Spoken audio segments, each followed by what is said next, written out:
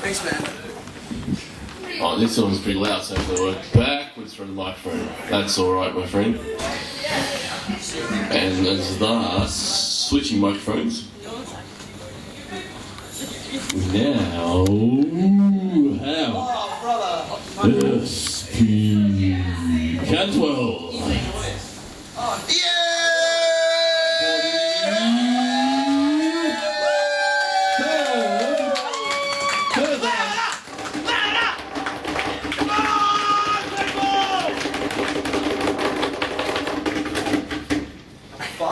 For the ending of the third last open mic night at the Arthouse. Aww. There's one next week, then we take a break and we do the week after that. And that is the end. And then they play gigs until the end of April. So that's it. But now we have SP, and he shall entertain us. That's a lie. Good evening, maintenant, mesdames et messieurs, il y a, oh fuck, wrong place. I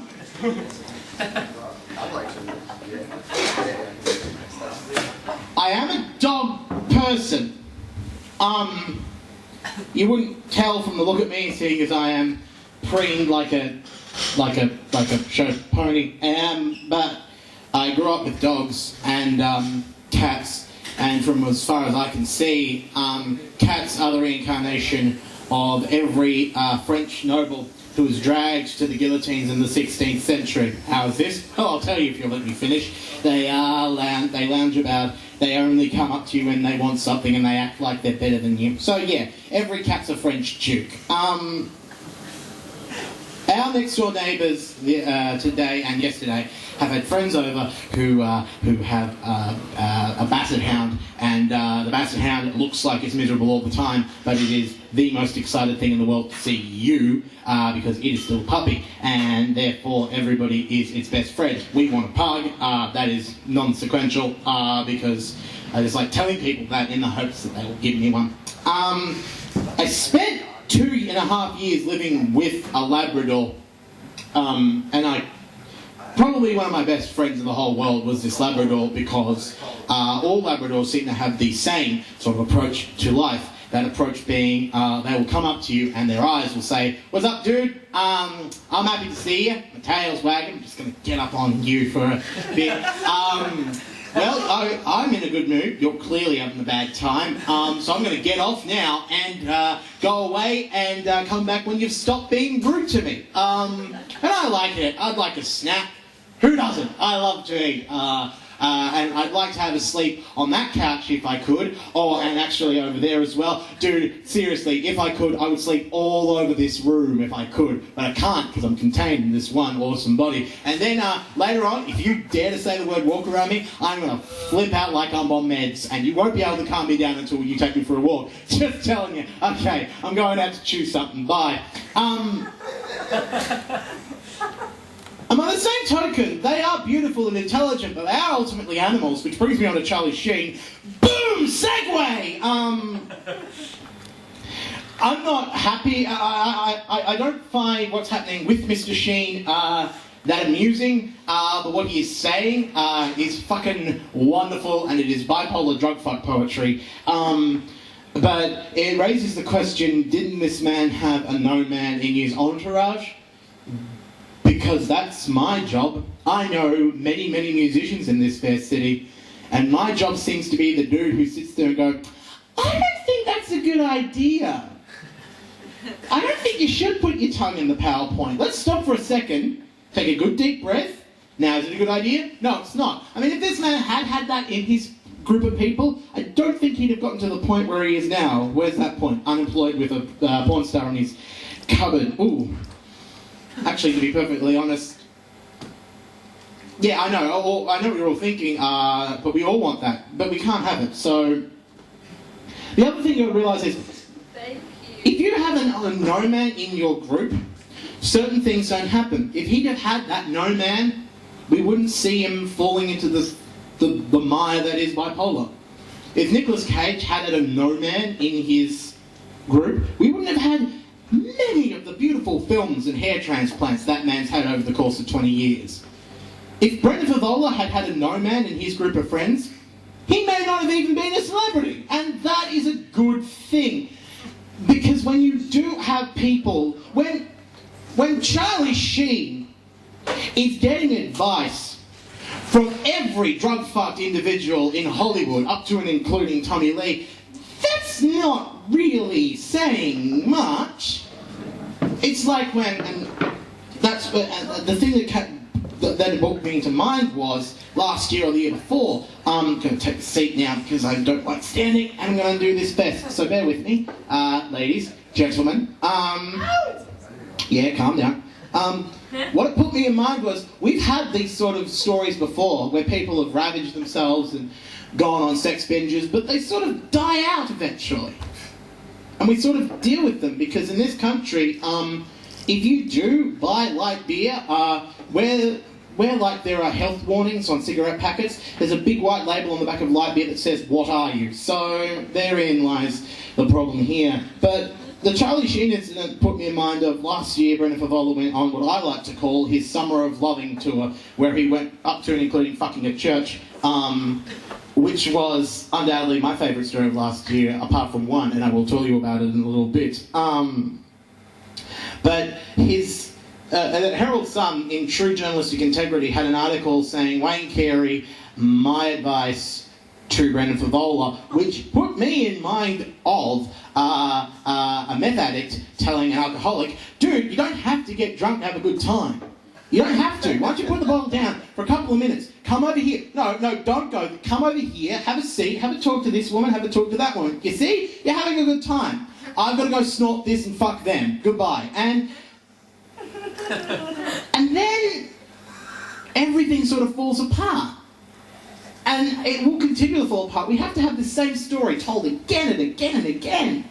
And if you think that you can party with drugs, that's cool. I think I can party with drugs. I did acid for the first time and watched nothing but movies for 8 hours. Then cooked spare ribs and vegetables. It was awesome. Meanwhile, when I got really drunk, I called up my ex and begged her to take me back. This woman used me as a butt pillow for 8 months. I didn't want to even do this. When I got drunk, I bought Kesha on iTunes with money, with my money, twice. And yet, on acid? Okay, Yellow Submarine's over. What are we going to do? Let's watch True Grit. You're a genius. I'm full of wisdom. And then, my favourite story of last year, because I can't do segues, I tricked you before. My favourite story of last year, and I have spoken about this before, but it bears repeating. It's single-handedly the most awesome thing I've heard in a long time. Involves a woman named Melissa Lee Williams of West Virginia in the United States. Now, for those of you who don't know, West Virginia, according to what I've found out via Wikipedia, is where Americans breed freaks. And she was living 4 doors down from her husband at the Catch-22 Motor Inn in Louisville. No, not Louisville. It was right in the middle of the state, in the middle of West Virginia. And one night, she decided that she'd go see her estranged husband and his friend Adam. And she went up and she knocked on the door, and she demanded when the door was opened that her ex-husband, whose name I can't remember, anyway, she told him to, quote, "eat my pussy." Now, they're estranged, the relationship isn't going that well, so clearly what we have here is a woman trying to make it work.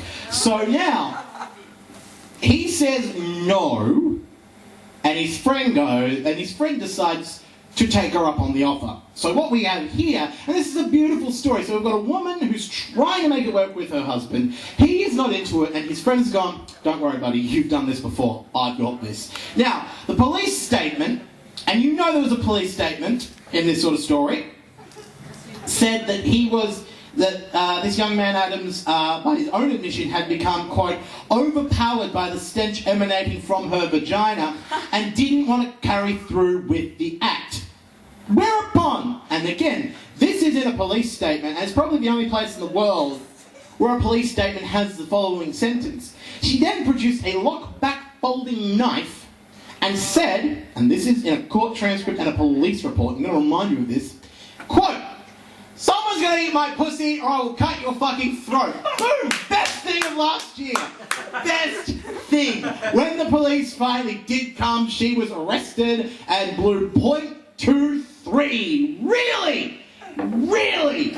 I didn't think that happened. I didn't think anyone did that sort of shit while drunk. And the second thing is, I don't know this woman. How the fuck did she know, A, my mum's wedding vows to my dad, and the thing that my girlfriend said when we started going out? This sort of thing does happen a lot to me. No, it doesn't. I'm lying to your teeth. Now I've gotten to the end of what I spent a good 2 minutes walking up and down back there trying to figure out what I was going to say. Now I've reached the part where we're in free fall, so you can leave now if you want, and I won't mind, and I'll stop talking, and then we can all get on with our lives, and I can go home and cry sad. I got a new computer today. Yeah, that's right, I'm making some. Lying, give me a job, please. I got money given to me by an unnamed individual, who is my mum, and I went and bought a new computer today from Aldi because we keep rolling in it. And I spent most of the day transferring every file I have onto the new computer. I know, I live a party life, if ever there was one. But I have a weird and fucked up group of friends. I have a lot of downloaded TV music, and if people are going to try and take that away from me, they're going to fucking die in the process, because I'm not letting go of some of this shit. I have friends who, through me, have been introduced to wonderful new TV shows. I introduced my hometown to Mad Men. I introduced a lot of my friends to The Sopranos for the first time. Deadwood is one of the shows I've given out freely. Mr. Show, a great sketch comedy show from the 1990s, when we were all a lot younger and they were simpler times, when men were men and women were women and gays were confirmed bachelors. And you kept on trucking, only to stop to give a hoot. And, you know, and the Children's Hospital and Archer, which is the best show ever, and if you haven't watched it, get on it. It's fucking amazing.